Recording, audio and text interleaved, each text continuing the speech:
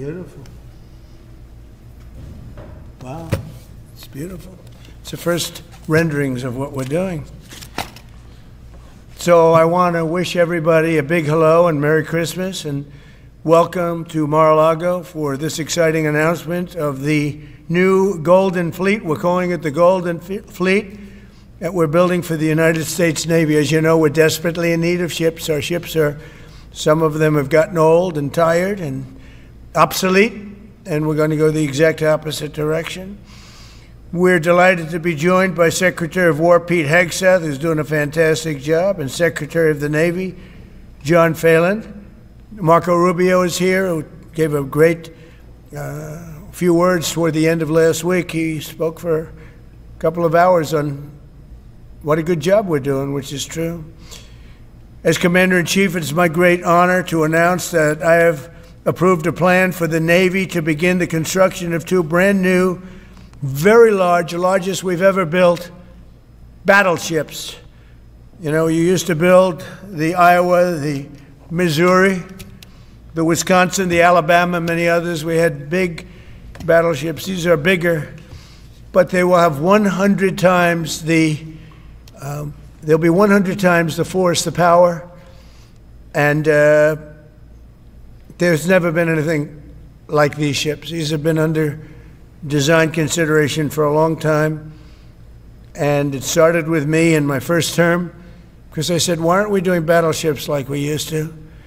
And these are the best in the world. They'll be the fastest, the biggest, and by far 100 times more powerful than any battleship ever built. So if you look at the Iowa, the Missouri, Wisconsin, Alabama, and others, but they were similar in size, some a little bit bigger than the others, but if you take the biggest one, it's 100 times more powerful. They're longer by a little bit, but and they're bigger ships, but they hold much more. They use the word lethality. Battleships are the largest, sturdiest, and most heavily armed vessel built specifically for naval combat. While America has built many new warships over the years, they've tended to be smaller, much smaller, and not conducive to where we are and where we're going, and peace through strength. But including, we've been building aircraft carriers. We're going to be upping that also. We're going to be going to a superior aircraft. We have the Ford class. We're going to be upping that to a different class of aircraft carrier. And we haven't built a battleship since 1994.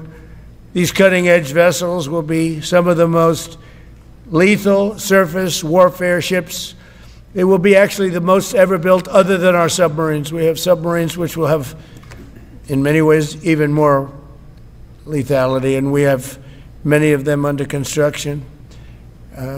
Each one of these will be the largest battleship in the history of our country, the largest battleship in the history of the world ever built.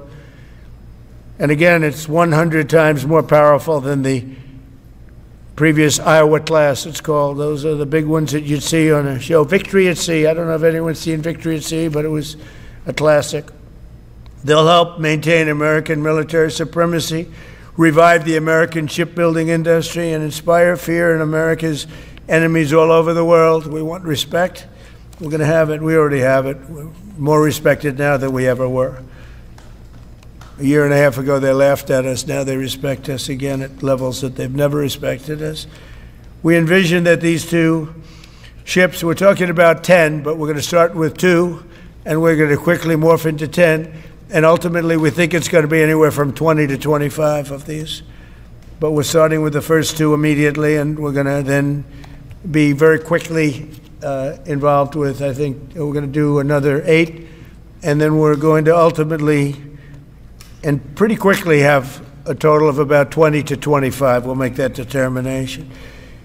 We envision that these ships will be the first of a whole new class of battleships to be produced in the years to come.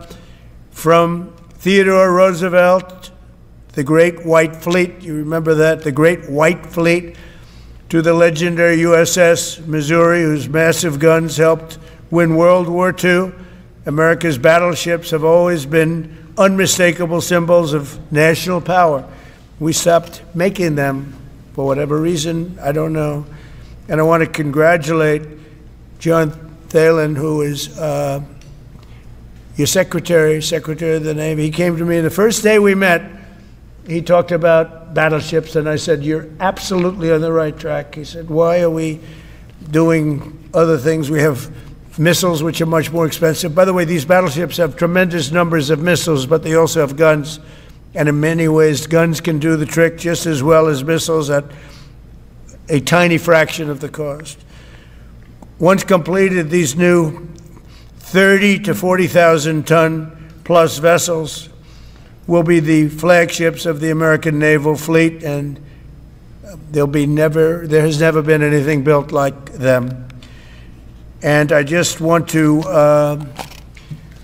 be very clear that we're building them here. We're working with others, but we're building them here. We have great Navy yards. We'll be negotiating with some of the companies that are running those yards, taking over the yards. We used to build a ship a day during World War II. Now we don't do ships very much anymore. We do military ships, we do submarines. By the way, we're 15 to 20 years advanced in our submarines over anybody else. That was one of the things that I did in my first term. We make the best submarines by far in the world. We're at least 15 years advanced ahead of anybody else in submarine development. Most powerful, that's right, the most powerful weapon anywhere in the world, undetectable. So the battleships are going to be armed just in terms of guns and missiles at the highest level.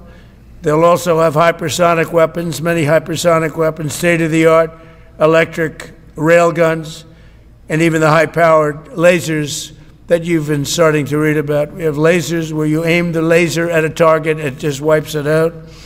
We're going to have, there'll be the most sophisticated lasers in the world, and the most sophisticated laser in the world will be on the battleships that we're building. They'll also carry the nuclear arms, sea-launched cruise missiles currently under development, which will be instituted pretty quickly, but they're under development and they've proven to be extremely lethal. The U.S. Navy will lead the design of these ships along with me, because I'm a very aesthetic person, alongside our partners in American industry, and we're going to have Pete Hegseth and Marco and a lot of very talented people involved, but a lot of it's already been done. We've been doing this for months. The construction will create thousands of American jobs. We're going to have the jobs be created. I mean, already we have factories being built unrelated to this, although AI will be a big factor when it comes to these ships. They'll be very AI controlled. Today's announcement is yet another step in our mission to make the United States Navy stronger than ever before. Again, when you talk about 100 times the power of these massive ships that we had years ago, it's pretty amazing. And next week I'm going to meet with the defense prime contractors. I'm going to meet with them here, Florida. And we're going to be talking about production schedules because they're too slow. We have many countries, allies, that are wanting to buy. We make the greatest equipment in the world, by far. Nobody's even close, but they don't produce them fast enough. So we're going to be meeting with them to talk about the production schedules. We're going to have strong production schedules. And the only way they're going to be able to do that is to build new plants. Even with the F-35, we have many people who want the F-35 fighter jet, and it takes too long to deliver them to allies or to ourselves. It takes too long. The only way they're going to be able to deliver them is if they build new plants. They don't want to build new plants because that's expensive. So we're going to be discussing production schedules. We're going to be discussing CapEx spending. We'll be discussing the pay to executives where they're making $45 and $50 million a year and not being able to build quickly. They're going to make that kind of money. They have to build quickly. Again, we make the best equipment in the world, but they don't make them fast enough. And we're going to be also discussing dividends. We want the dividends to go into the creation of production facilities. So we'll be talking about all CapEx, dividends, and the pay. We're also going to be talking about buybacks. They spend so much money on buybacks. They want to buy back their stock. I don't want them to buy back their stock. I want them to put the money in plant and equipment so they can build these planes fast, rapidly, like immediately. I mean, I have sold more planes than any president by far, times probably 20. So every time I go someplace, I sell 100 planes. That includes commercial planes, Boeings, et cetera, but it also includes fighter jets. And I'm always having to say 5 years, 6 years, 7 years, helicopters, Apache helicopters, many years. India bought them. They want to get them. They don't want to wait a long time. So we don't want to have executives making $50 million a year, issuing big dividends to everybody, and also doing buybacks. And then they say, well, we don't have the money to build the plant. They got to build plants. Plants to make F-35s, plants to make helicopters, plants to make the F-47 new jet. And that's it. And that's what I'm going to be talking to them about. They're going to start spending money on building airplanes and ships and the things that we need, not in 10 years and 15 years. We need them now.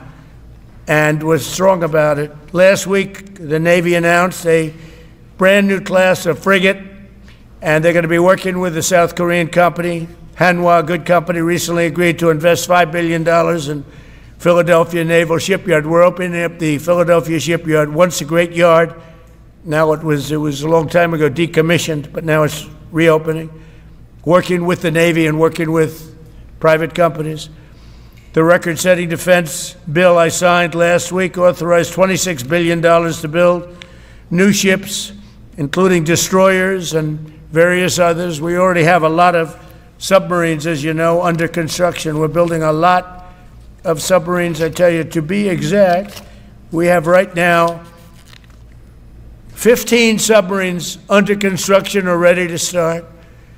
And we have, again, the greatest submarine in the world with our technology, like they talk about chips. Well, I would say submarines are a bigger deal than chips. We're at least 15 years ahead of any other competitor. China, Russia, nobody can come close. We're also building right now 3 large aircraft carriers in addition to the ones we have. And we have, actually, interestingly, we have a lot of submarines. How many submarines do we have now altogether, approximately? Over 30 huh? Today. What? Over 30. We have over 30. But these are the super-duper subs, and there's nothing like them. So we're going to be doing from 12 to 15 brand new submarines. We have a couple of other things going on.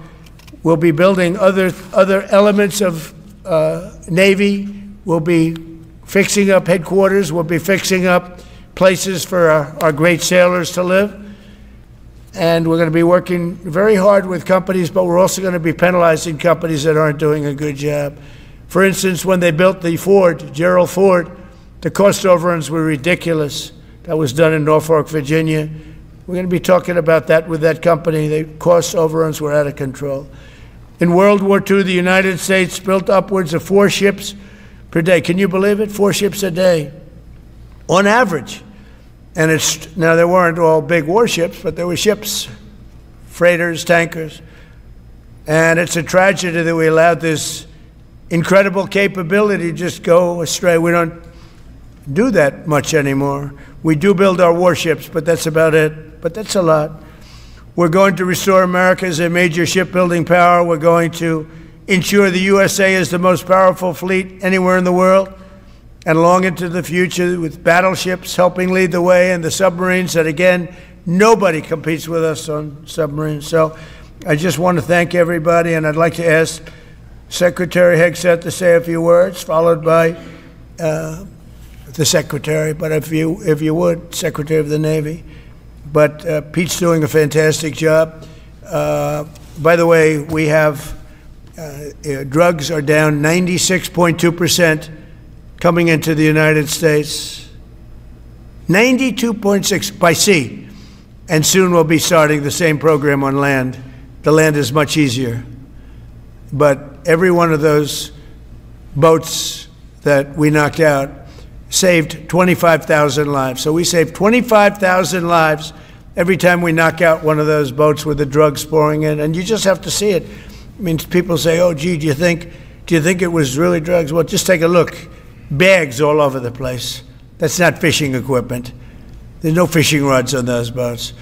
They move fast. When you see a boat with 4 engines or 5 engines on, going 40, 50 miles an hour, well, they get hit. We save 25,000 lives every single time we knock out a boat.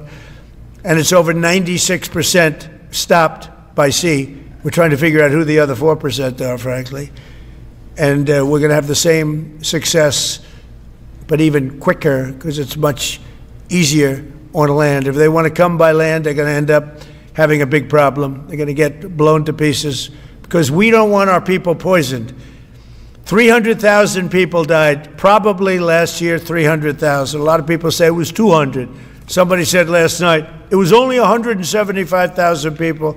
That's like 3 stadiums, big football stadiums filled up with people died. But I think the real number is 300,000.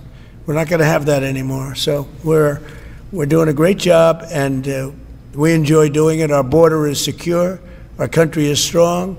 Trillions of dollars is coming into our country from other countries and companies. They're building factories and plants, including auto plants, all over the United States of America. Without tariffs, they wouldn't be doing anything, although they were very happy with the November 5th election. But it's only because they want to avoid paying tariffs that they're all coming in. And again, the biggest number was $3 trillion in history. That was China many years ago. Now it's $18 trillion, and that's just in 10 months. We think we could hit $20 trillion. That's investment in the United States, including plant and equipment. So thank you very much, and I'll ask Pete to say a few words, and then John. And if you have any questions, we'll take them. Thank you. Thank you, Mr. President. Well, Mr. President, you're exactly right. There are no fishing poles, no fishermen, and no fishing boats, just drug dealers and narco-terrorists. And with every strike, we're saving American lives. No other president was willing to do real deterrence. That's exactly what's happening. It's an honor to be here, Mr. President, Mr. Secretary, Secretary Rubio, to talk about what peace through strength really looks like. You can talk about it, or you can invest in it, and you can build it. And that's exactly what President Trump is doing. At the Department of War, we're restoring the warrior ethos. In fact, the President mentioned the NDAA. We put into law merit-based. We put into law getting rid of DEI and political correctness. That's now part of how our military operates. And you've seen it in record recruiting in the spirit of the Department of War.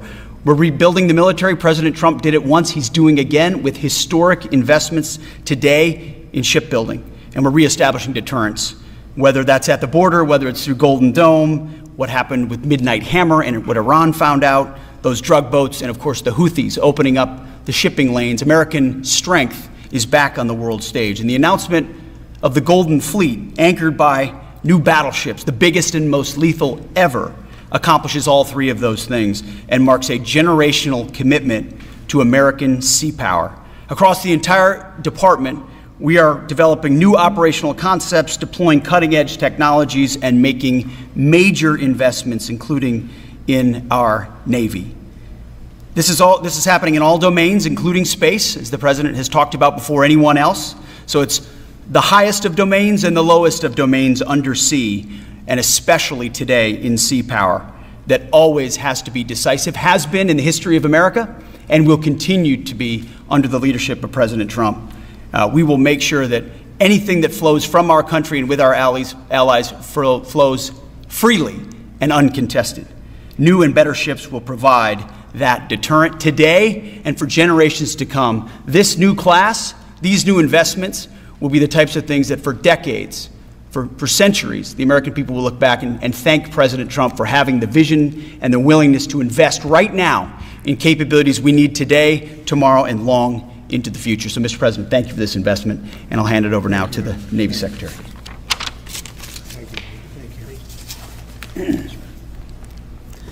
Mr. President, Secretary Hegseth, Secretary Rubio, thank you for being here on a very consequential day.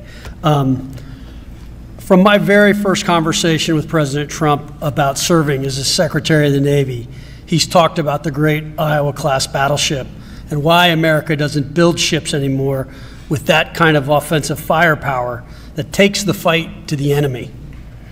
During my time in the job, I've talked extensively with our combatant commanders, like Admiral Paparo and Admiral Cooper, and our CNO, Admiral Cottle.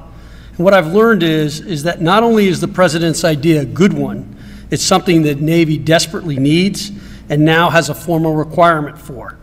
The future Trump-class battleship, the USS Defiant, will be the largest, deadliest, and most versatile and best-looking warship anywhere on the world's oceans. I want to thank the President for his vision to make this game-changing capability for the United States Navy. The Iowa was designed to go on the attack with the biggest guns, and that's exactly what will define the Trump-class battleships: offensive firepower from the biggest guns of our era. This ship isn't just to swat the arrows. It is going to reach out and kill the archers. And for the first time in generations, we'll have a new leg in America's nuclear deterrence, because the Trump-class battleship will carry the nuclear-armed, sea-launched cruise missile. Striking dominance isn't all that the Trump-class battleship brings to the fight at sea. It has the size and capacity to serve as a flagship for our fleet commanders so that they can command and control naval forces far out to sea. As shown in the series, and the President mentioned it, Victory at Sea, Admirals Bull Halsey and Raymond Spruance commanded the war in the Pacific from their battleship flagships during World War II. Now this new battleship will command everything from warships to drones and everything in between. We're going to make battle groups great again. And this is just one piece of the President's golden fleet that we're going to build with the investments he talked about. A new frigate, the right frigate, the one our warfighters have told us they need. More amphibious power for our Marines with new capabilities like the medium landing ship. As part of the Navy's high-low mix, we're moving out aggressively on unmanned vessels with funding from the President's One Big Beautiful Bill to bring options to the fight and pull new, non-traditional defense partners into the American shipbuilding ecosystem. And we're making a generational investment in support ships. Logistics wins wars, and that kind of shipbuilding is the spark that will ignite the industrial base and help power the commercial shipbuilding that the President has called for. Under your leadership, Mr. President, we will have more tonnage and firepower under construction than ever before in our history. Building the President's Golden Fleet means jobs across the United States now. There'll be work for shipyards everywhere, from Philadelphia to San Diego, from Maine to Mississippi, from the Great Lakes to the Gulf Coast, and for manufacturers that will build components for this battleship in every state. The President has been clear. We must bring back our American maritime industrial might. And he has told me many times that as Secretary of the Navy, it is my job to equip our sailors to win the fight at sea with the finest ships in our history. To conclude, the USS Defiant battleship will inspire awe and reverence for the American flag whenever it pulls into a foreign port.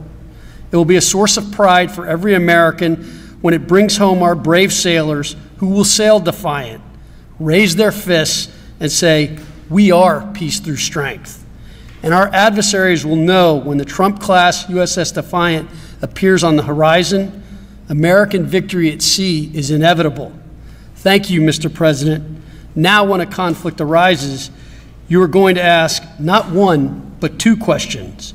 Where are the carriers and where are the battleships? Thank you. Thank you very much. Thank you.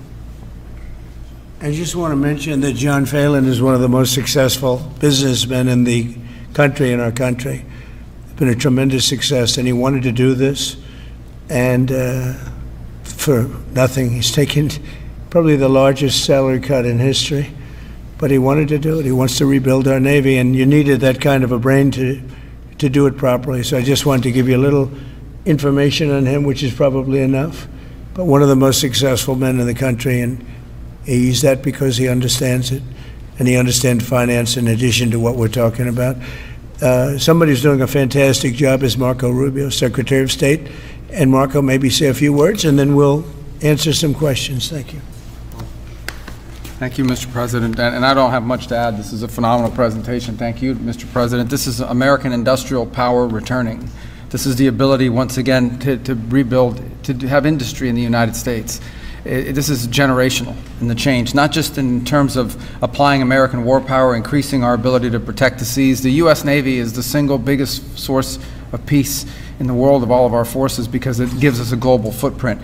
But it rebuilds American industrial capacity. The ability to make things again in our country has been critical to what the President's agenda has been all about, and this is a tangible reminder of it. And I know the country's grateful for it, and generations of Americans will be grateful for it. So thank you. Thank you, Marco. By the way, I think I'd just like to point out that these ships are made of steel as opposed to aluminum.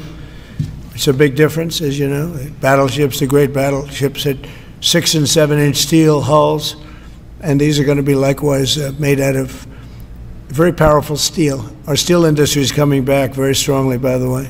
It's coming back at record numbers, and we're going to be using them for the steel, but as opposed to an aluminum side, which, in all fairness, is not the same.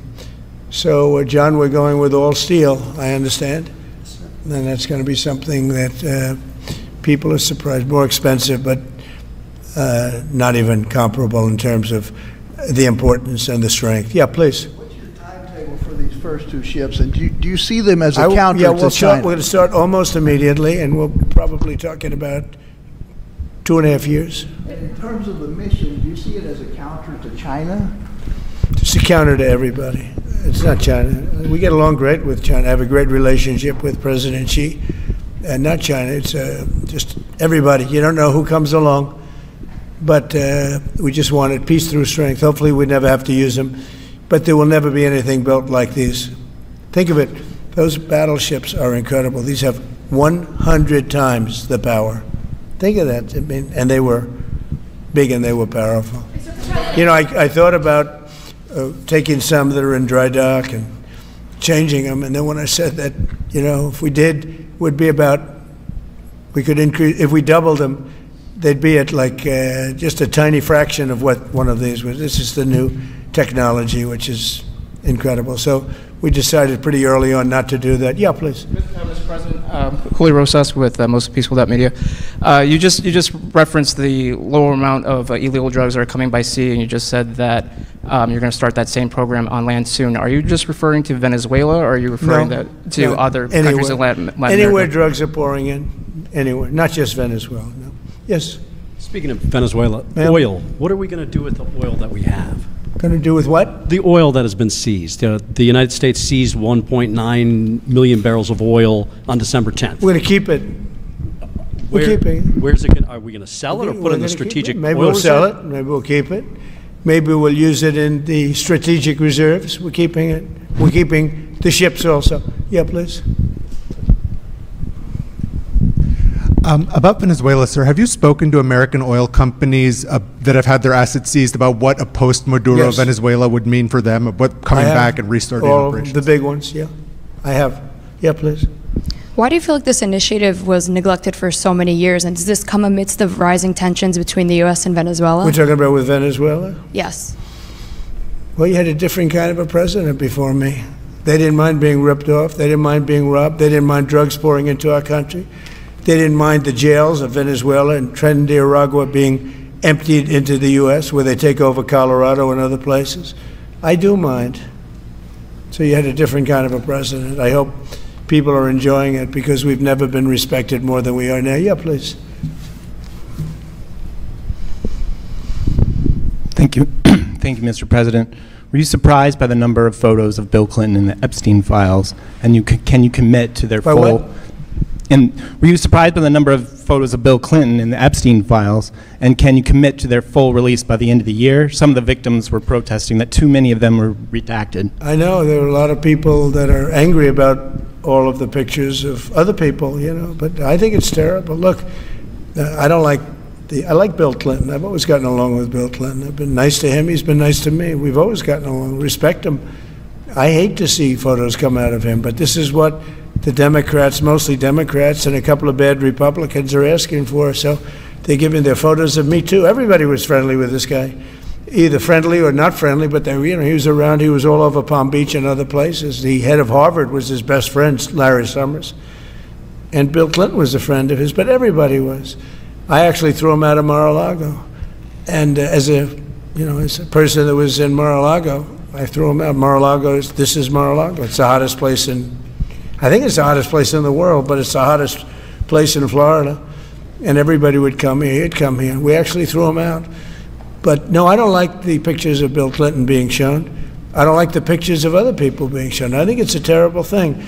I think Bill Clinton's a big boy. He can handle it. But you probably have pictures being exposed of other people that innocently met Jeffrey Epstein years ago, many years ago, and they're, you know, highly respected bankers and lawyers and others, and they'll end up, because of guys like Massey, who's a real lowlife, whose polls are down to about 9%, by the way, in the great state of Kentucky. If you look at Kentucky, Kentucky is such a great place, but I don't know, they've got a couple of people in there that are very strange in terms of leadership, but Massey's a loser, and he likes it, and that he works with the Democrats. He's just being used by the Democrats, because what this whole thing is with Epstein is a way of trying to deflect from the tremendous success that the Republican Party has.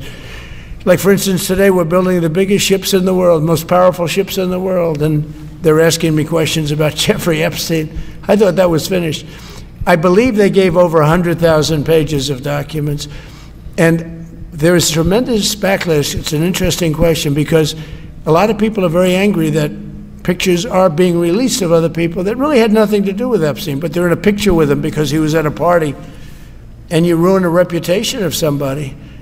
So a lot of people are very angry that this continues. A lot of Republicans are angry because of the fact that it's just used to deflect against a tremendous success. Look, we have $18 trillion coming into our country. We have, I believe, we're going to have the most successful economy in history. We inherited a mess. Now prices are coming way down. Gasoline is less than $2 in some states, $1.99, $1.97, $1.95 a gallon. $1.95. Think of that. A gallon. Nobody ever thought they'd see that. They don't want to talk about that. They want to talk about Epstein. And the problem is a lot of Democrats are being caught up in the web, like Larry Summers. Larry Summers was the head of Harvard. He's now been forced to resign from every board he's on, and he was thrown off the Harvard board. Now he was, you know, he was at Epstein's Island a lot. I wasn't. I never went there, by the way. But fortunately, it's nice. But I never went there. But a lot of people did go there. But instead of talking about the battleships, or instead of talking about most favored nations drugs, we're bringing down drug prices like at a level that has never even been thought of, by thousands. Think of it, by 1,000%, by 1,200, 1,300, 1,400% in some cases. A drug that sells for $10 in London is costing $130 in New York. We're bringing it down to $20, and they're going to go up to 20. So they're going from 10 to 20, which is a doubling. It's a doubling. That's a lot, but it's a doubling. But we're going down to 20. So we're going down, if you can do your own math, but it's 2,000%, 3,000%. It's pretty amazing. And you know, the New York Times had a story about it, a small story, way in the back of the paper. It's the single biggest thing to happen with respect to drugs probably in 50 years. It's never been anything like this. In my first term, I was able to get drug prices down 0.25%. It's the first time in 28 years that they went down. 0.25%. I was so proud of myself. Now we're doing them 2,000%, 1,500%, 1,200%. That pill that sold for $130 will now be selling, as an example, for $20, because the rest of the world took advantage of us. Without tariffs, I could have never done it. I called up the heads of the countries. As an example, France, I spoke to a very good man, President Macron of France, and I said, Emmanuel, you have to raise your drug prices. He said, no, no, no, we will not do that. I said, you have to. He said, no, I don't want to do that. Look, you're asking me if it go to $10 to $20, you're going to come way down to 20. We don't want to do that. Now, in all fairness, no other president even tried. But if they did try, there was actually a fake story in stupid USA Today. I didn't even think they'd make it anymore. I haven't. But I saw a story where Biden was trying to do this. Biden never tried to do it. Biden didn't know he was alive. He never tried to do it. But they're taking it from $10 to $20. So he would say, and the other leader said the same thing. No, no, we won't do it. I said, no, no, you're going to do it 100%. They said, nope, we're not doing it. We're not going to double our price. Because, again, if you go from $10 to $20, they're doubling their price. We're coming down, though, from $130 to $20, because we're going to get the lowest drug prices in the world. Whatever the lowest price is called favored nations, we're going to have the lowest price. So I said, no, no, you're going to. No, no, I will not do this. Politically, it's unacceptable. I said, Emmanuel, you're going to do it 100%. Please accept it now. Be nice. You're going to do it 100%. No, no, no, I will not. I said, yes, you are. He said, why do you keep telling me I am when I'm not? Because if you don't do it, I'm going to put a 25% tariff on everything France sells into the United States of America. And that's approximately 20 times more than I'm asking for with respect to drug prices. He said, oh, I see. I agree to do it. Every other country said the exact same thing. They all said, nope, I will not do it. I said, all right, on Monday morning you'll have the 25% tariff, everything you sell. In the case of France, it was wine, champagne, cars, everything they sell. It's 25 to 30 times the price of what we're talking about, at 25%. Every single country agreed. And that was a big problem. The drug companies were difficult, but fine, because we have a certain control over the drug companies. We had no control over these foreign nations. So every single country has agreed to do this. So we will take that pill price down, as an example, talking about not just pills, we're talking about everything. We'll take it down from $130 a pill down to $20 a pill. And the rest of the world will take it from $10 a pill up to $20. It's the biggest thing ever to happen, and it's covered, barely covered in the New York Times, because it's a fake newspaper. Yeah. Mr. President, on shipbuilding, how is the administration plan to ensure that there's sufficient workforce availability as you're producing these ships? Could you speak up? How does the administration plan to ensure there is sufficient workforce availability as you're producing these ships? We're going to have it. We're going to have tremendous workforce availability. We're also going to have robots helping us. We're going to have a lot of robots helping us because we need it. And because we're going to town, we're building a lot between the AI and the auto plants. So we're going to need robots. We're going to have robots, but that's going to help us. We're going to have tremendous workforce. And in order to operate, you're always going to need people. You know, you could have robots, but you're going to have to get somebody to start those robots, and you're going to have to improve the robots. But we're going to have robotic factories plus manpower. So we're going to have enough. We're going to need the help of robots and other forms of, I guess you could say, employment. We're going to be employing a lot of artificial things, but the beauty is we're going to have more jobs than we've ever had. Just so you know, a number came out the other day. We have more jobs right now in the United States. More people are working right now in the United States than at any time in the history of our country. Think of that. Pretty amazing. So we'll have the help of, you know, mechanical help, if you want to call it that, but we'll have tremendous employment. They'll be paid a lot of money. They'll do better than they ever did. Okay? Yeah. Mr. President, some may have been expecting a different kind of announcement today, hearing your Secretary of War and Secretary of State here. You mentioned strikes on land in Venezuela more than 15 times, even now, just in your recent remarks. Why should Maduro take your threats seriously? And he can do whatever he wants.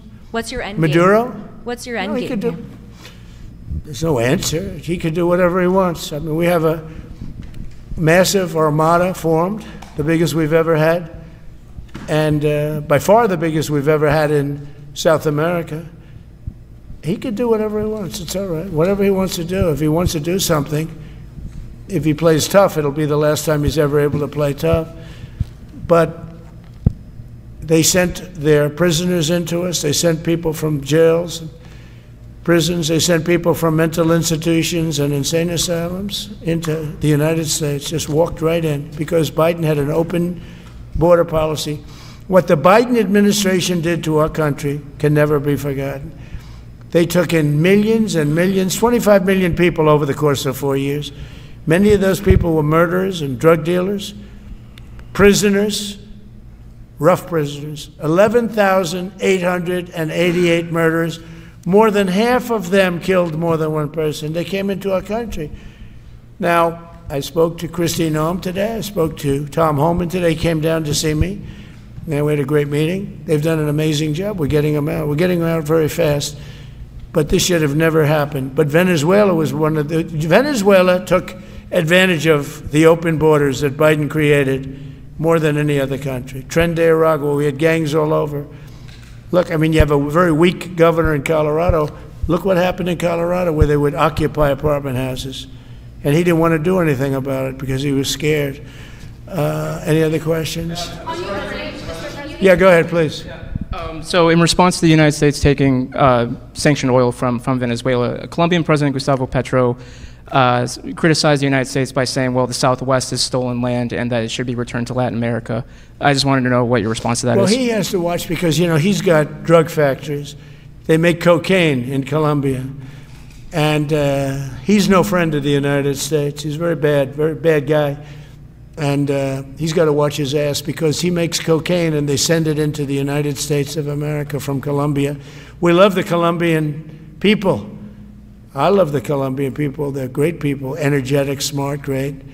But their new leader is a troublemaker, and he better watch it. He better close up those cocaine factories. They have at least 3 major cocaine factories. We know where they are. He better close them up fast, yeah. By the way, it's made and sold into the United States. Comes through Mexico. Thank you, sir. You've named Governor Landry to be new special envoy to Greenland. Yeah. How do you? What do you see that role entailing? And is it still your intention that Greenland become part of the U.S.? He viewed Louisiana, the Louisiana Purchase. He said, "I'm governor of Louisiana," and he said, "I would love." I didn't call him; he called me. He's very proactive. He's a great guy. He's a deal guy. He's a deal maker type guy. And we need it for national protection. We need Greenland for national protection. They have a very small population. And I don't know, they say Denmark, but Denmark has spent no money. They have no military protection. If they say that Denmark was there 300 years ago or something with a boat, well, we were there with boats too, I'm sure. So we'll have to work it all out. But he felt very strongly, we need it for we need Greenland for national security. Not for minerals. We have so many sites for minerals and oil and everything. We have more oil than any other country in the world. We need Greenland for national security. And if you take a look at Greenland, you look up and down the coast, you have Russian and Chinese ships all over the place. We need it for national security. We have to have it. And he wanted to lead the charge. So we're making him, Marco, today, a special envoy to Greenland. Greenland's a big deal. Yeah. On the talks that took place this past weekend, and could a trilateral discussion of sort be the next step for Ukrainian, U.S., and Russian delegations? So the talks in Ukraine, Russia are going along. They lost, as you know, 27,000 soldiers last month, mostly soldiers, some people, but some people in Kiev, etc., but mostly soldiers. And the talks are going along. And I say that, you know, there's tremendous hatred between these two leaders, between President Putin, President Zelensky, tremendous hatred. And I hope we can get it done. We are talking. Talks are going okay. But, you know, I've solved 8 wars. And Thailand is starting to shape up. You know, they started with Cambodia. They started up again. But I think, Marco, we have that in pretty good shape to have that stopped. So we stopped 8 wars. And I thought this would be in the middle of the pack. But maybe easy, but in the middle of the pack. But there's a lot of hatred between those two people, and when there's hatred, there's, you know. But we stopped one war 38 years, one war 35 years, one war was going on for 32 years. And we stopped, think of it, we stopped a potential nuclear war between Pakistan and India. And the head of Pakistan, highly respected general, he's a field marshal, and also the Prime Minister of Pakistan said, President Trump saved 10 million lives, maybe more, by getting that war. You know, 8 planes were shot down. That war was starting to rage. And he actually said the other day that President Trump saved 10 million lives, maybe more, So we solved all these wars. The only one I haven't solved yet is Russia, Ukraine. Are you still pushing for the Christmas Day deadline with Russia and Ukraine? And have you spoken with Putin or Zelensky or plan to push the deal? I'll do whatever I have to do. I mean, I'd like to see it stop. Look, we don't lose any money in that war anymore. You know, Biden gave $350 billion, and who knows what happened to it. We now sell missiles, planes, all of the best military equipment. We sell it to NATO.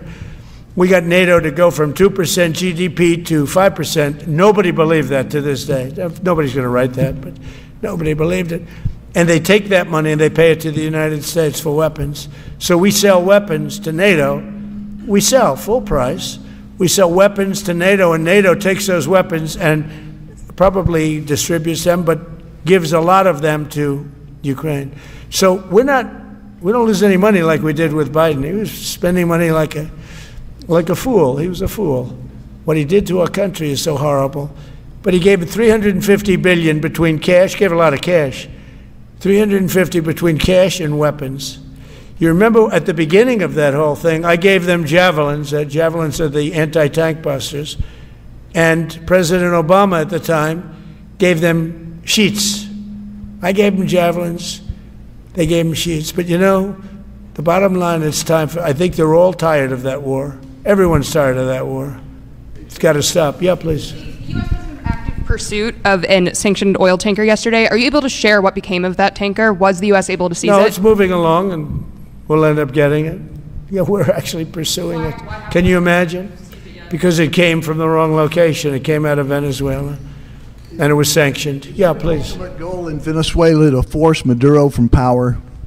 Well, I think it probably would. I can't tell that. That's up to him, what he wants to do.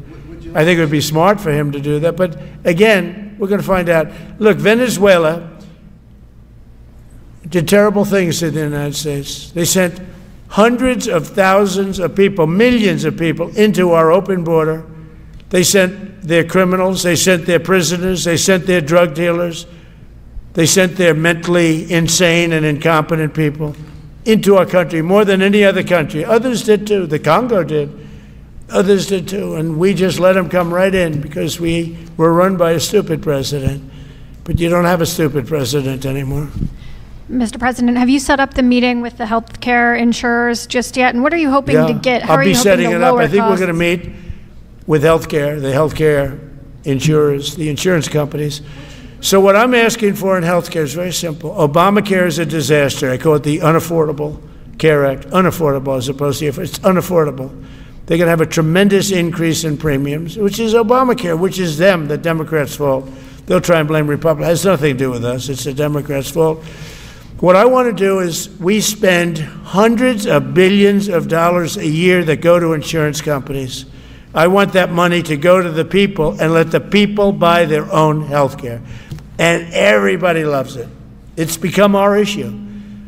Now, before I do that, I'll meet with the insurance companies, just as I met with the drug companies. As you know, we're meeting with 4 other drug companies, Johnson & Johnson, but they've all agreed. We're meeting with them this week. It's coming up. It'll be a similar meeting. They've all agreed. But nobody would have thought the drug companies were going to do what they did, where they're giving away free drugs. They've been so great, okay? And we have most favored nations. Nobody thought that was possible. I don't think any other president ever tried to get it because they never thought they could. But with respect to the insurance companies, I want to meet. There's essentially 14 of them, 10 big, but there's a total of 14 pretty much, pretty big. And I want to meet with them, and I want to say, I want you to cut your rates way down, way down. And maybe if they do that, we'll be able to not cut them out. We'll be able to continue to deal with them, which is probably a little easier process. I think the best process is pay the money directly to the people, let them buy their own health care. But I'm going to meet with them the first week back. I do it now, but they're trying to come up with a schedule. They want to meet badly, they've told me, but they want to come up with a schedule. I said, make it a good schedule. Your rates have to come way down.